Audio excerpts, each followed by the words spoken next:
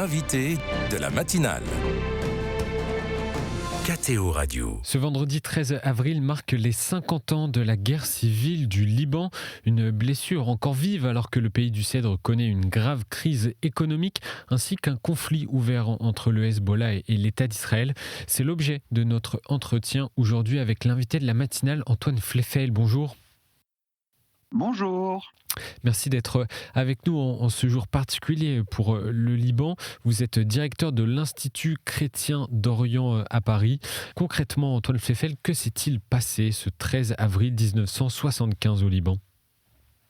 Une situation qui était détériorée depuis plusieurs années a explosé. 1975 n'est pas une année qui tombe du ciel. L'événement du 13 avril, cet événement qui a eu lieu à Ain Rmene, qui est une localité chrétienne du sud de Beyrouth, où des moudjahidines palestiniens ont tiré sur des militants du parti des Phalanges et en ont tué 4 devant l'église d'où ils sortaient de la messe. Ça a été le déclenchement, mais ça a été un aboutissement. Et il faut comprendre les principes et les événements qui ont mené à ce déclenchement pour le comprendre. La première chose à noter, c'est le conflit israélo-palestinien ou israélo-arabe. Mais précisément, les Palestiniens qui ont fui ce conflit se sont retrouvés au Liban. Et à partir de la fin des années 60, ils ont commencé à mener une résistance militaire contre Israël, utilisant le sol libanais pour faire des attaques contre l'État hébreu. Et la malédiction du Liban a été en 1969, lorsqu'il a été contraint de signer les accords du Caire, qui ont légitimé cette résistance palestinienne à partir du sol libanais, faisant de la présence palestinienne une présence militaire officielle qui, au fil des années, se développait pour devenir un État dans l'État. Ça, c'est le premier facteur. Et il y en a un deuxième, c'est le rapport de force qui existe entre les communautés. Parce que le Liban est un pays multiconfessionnel, fondé pour que les différentes communautés religieuses puissent se partager le pouvoir selon leur poids démographique. Sur ce plan, à la création du Liban, les chrétiens avaient un avantage, soutenu par la France, et par une démographie légèrement majoritaire, 51 et des poussières %.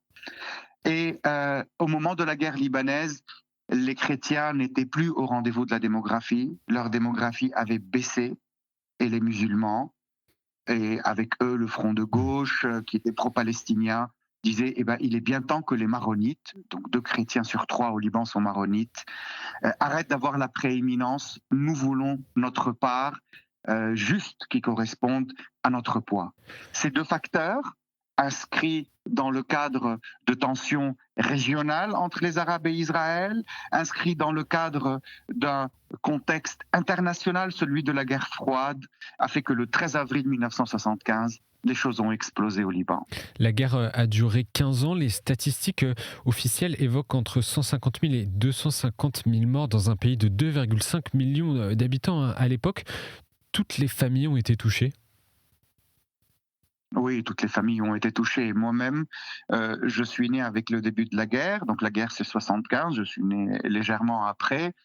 J'ai vécu toute la guerre. J'étais à Beyrouth, dans le côté chrétien de Beyrouth. J'ai été témoin de toutes les étapes de la guerre, enfant et adolescent. Et j'ai connu beaucoup de morts autour de nous.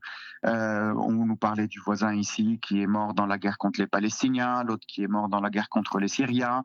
Bon, il faut dire que le point de vue que j'avais, c'est le point de vue du camp chrétien. Mais la guerre a marqué profondément les Libanais, a profondément marqué les familles.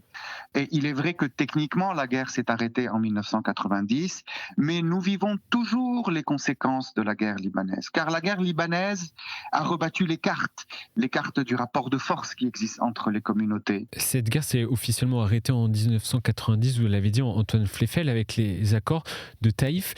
Que prévoyaient-ils et se sont-ils appliqués ?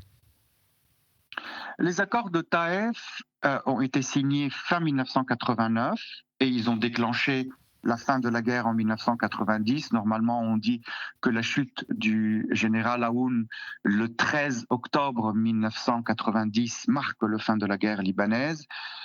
Ces accords rééquilibrent, ou sont supposés rééquilibrer, la répartition du pouvoir entre les chrétiens et les musulmans.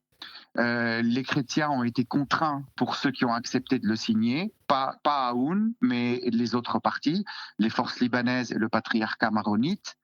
Et ce rééquilibrage des forces, les chrétiens l'ont considéré comme injuste pour eux, parce que les accords de Taïf ont dépossédé le président de la République, qui est obligatoirement chrétien maronite, de l'essentiel de ses prérogatives, en donnant au Conseil des ministres présidé par un sunnite le pouvoir exécutif et en mettant complètement le pouvoir législatif dans le Parlement, qui a à sa tête un chiite. C'est ça la répartition confessionnelle libanaise. Et les chrétiens qui sont à la source de la création du Liban se trouvent aujourd'hui dans une position de faiblesse dans le cadre d'une occupation syrienne.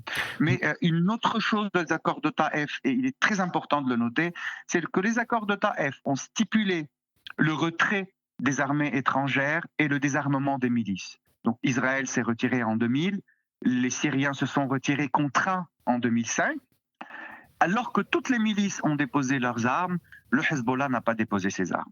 C'était bien sûr une volonté syrienne pour garder une puissance au Liban et pour des calculs régionaux, mais le Hezbollah n'a pas désarmé. Et donc pour répondre à votre question, est-ce qu'aujourd'hui ces accords ont été réalisés? Toujours pas, du point de vue de la souveraineté du Liban, que ce soit d'un point de vue de l'occupation ou que ce soit d'un point de vue de la présence des armes non légales, c'est-à-dire en dehors de l'armée libanaise. Et on le constate aujourd'hui, Antoine Fleffel, Monseigneur César Essayant, qui est le vicaire des catholiques latins à Beyrouth, dit souvent que le travail de mémoire et de vérité n'a jamais été fait. Est-ce que vous confirmez ? Tout à fait, je le dis à plusieurs reprises. En Europe, nous avons un exemple particulièrement noble qui est celui de l'Allemagne et de la France. Malgré tout ce qui a été vécu comme douleur et comme guerre, les Allemands et les Français, après la Seconde Guerre mondiale, non seulement face à l'arrêt des hostilités, mais face à la responsabilité historique, on fait un travail de mémoire. Et j'aime beaucoup, par exemple, ce pèlerinage militaire qui a lieu à Lourdes depuis 1945, il me semble. Au début, c'était les deux armées françaises et allemandes, puis les autres armées mondiales, d'autres armées de par le monde se sont joints à cette réunion qui marque ce travail de mémoire, ce travail de pardon, cette volonté de tourner la page. Très malheureusement, on sort de la guerre libanaise avec des accords de Taïf. On est supposé être dans une nouvelle page, une page de réconciliation, d'autant plus que les premiers gouvernements ont été appelés les gouvernements de réconciliation nationale ou de l'entente nationale. Mais on sort de la guerre avec un gagnant et un perdant. Et le perdant, c'est l'essentiel de la rue chrétienne. Et les chrétiens vivent ce qu'on appelle la dépression pendant 15 ans. De 1990 à 2005. Mais on voit aujourd'hui que, en fin de compte, on sort de la guerre libanaise et on a l'illusion qu'il y a un gagnant et un perdant. Et en 2025, on regarde et tous les Libanais sont des perdants. Et ce travail de mémoire et de vérité, il est encore impossible aujourd'hui ? Il est certainement possible. Je suis parti du Liban il y a 25 ans. Je garde des liens étroits avec le Liban puisque j'y enseigne et j'ai plusieurs activités académiques avec différentes universités, notamment l'université Saint-Joseph.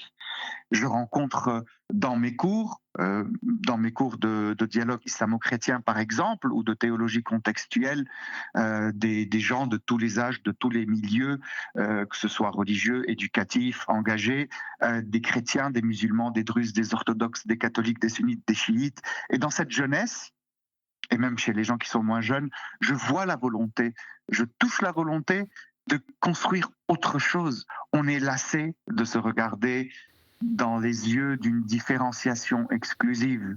On est lassé de la guerre, on est lassé de la polémique. On a envie de vivre ensemble et de nous regarder comme des éléments de richesse. Je crois que cela est possible, je crois qu'il y a des gens qui seraient prêts à le faire.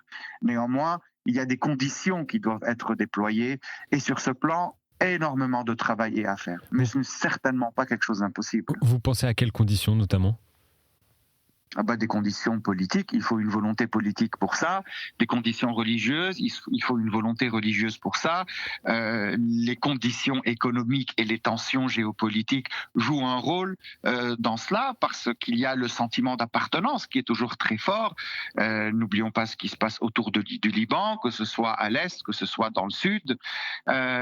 Donc ce sont des conditions majeures quand même qui contraignent les Libanais à des choses. Mais je crois que si à l'interne des partis politiques ou des forces sociales et citoyennes et des responsables religieux, si au moins ils réfléchissent ensemble et ils font une feuille de route qui soit sincère, qui ne soit pas fondée sur des calculs confessionnels et politiques sur l'intérêt propre, mais une feuille de route, cela est tout à fait possible. Il y a des pensées théologiques.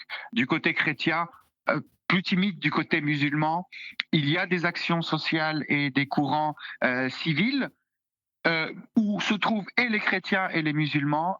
Il y a des membres du clergé, il y a des gens de religion musulmans, donc du clergé chrétien, des membres de religion, des savants musulmans, qui sont conscients que c'est quelque chose qui doit être fait. Ils ont la volonté de le faire, mais il faut prendre la décision de le faire.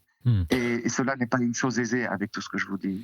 Antoine Fleffel, vous l'avez dit, le Liban n'en finit pas en tout cas de s'enfoncer dans la crise. On a l'impression, et c'est cette crise économique depuis 2019, les conséquences de l'explosion du port de Beyrouth, les attaques d'Israël sur le sud du Liban. Il y a eu également l'élection en début d'année 2025 du nouveau président de la République, Joseph Aoun.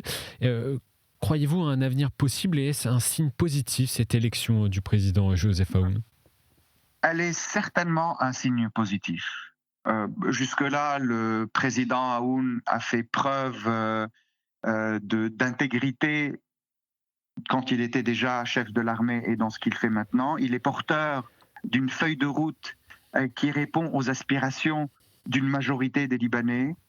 Sa feuille de route et sa conception du Liban sont ceux d'un Liban pluriel, citoyen, souverain, ce que désirent les Libanais depuis très longtemps. Il a à ses côtés un Premier ministre qui a les mêmes convictions, une équipe ministérielle qui est plus ou moins dans ce sens.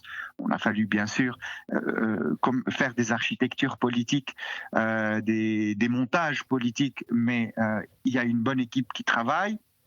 Cela donne de l'espoir. Je ne dis pas que cela va résoudre les problèmes. Je ne dis pas aussi que cela va forcément aboutir, mais cela pourrait aboutir. Pourquoi ? Parce que le président au Liban n'a pas énormément de pouvoir, il n'a pas énormément de prérogatives. Comme je vous l'ai dit, il en a été dépossédé avec les accords de Taïf, mais il a quand même un poste très important, c'est le premier poste de l'État, et lorsqu'il a à ses côtés un Premier ministre ou des députés et des ministres qui agissent dans son sens, cela lui permet de réaliser son projet. Mais il y a beaucoup de conditions qui rentrent là-dedans pour que le président Aoun puisse réaliser ses projets. Il n'est pas le seul acteur dans cela. Et c'est le malheur du Liban, parce que le Liban, depuis longtemps, est un État tampon.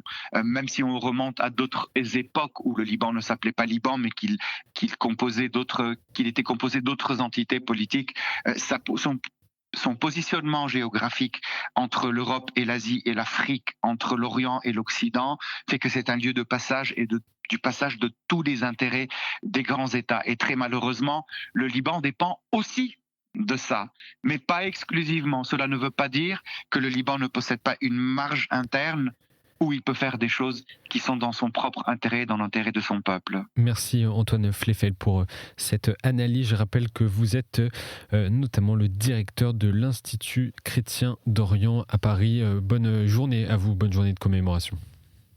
Merci beaucoup.